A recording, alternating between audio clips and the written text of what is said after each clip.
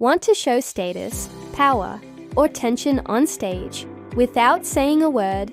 Let's talk about Proxemics. Welcome back to Drama Llama. Proxemics is all about how space is used between people and objects on stage. It's a non-verbal tool that speaks volumes about character relationships. The distance between characters tells us everything. Are they allies or enemies? Dominant or submissive? Comfortable or awkward? Closeness usually suggests intimacy or trust. Distance can mean conflict, power imbalance, or fear.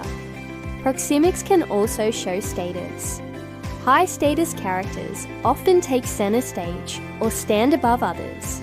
Lower-status characters might be seated further back or even turned away. Directors and actors use proxemics to layer meaning into scenes without changing the script. And it's not just about character-to-character space. It's about the actor's relationship to the audience, the set, and the stage itself. Here's a quick recap. Proxemics. How space tells a story. Closeness connection. Distance equals tension. Use it to show power, emotion, and relationships. Thanks for watching Drama Llama. Check out the full playlist for more fast drama theory and hit subscribe to stay tuned.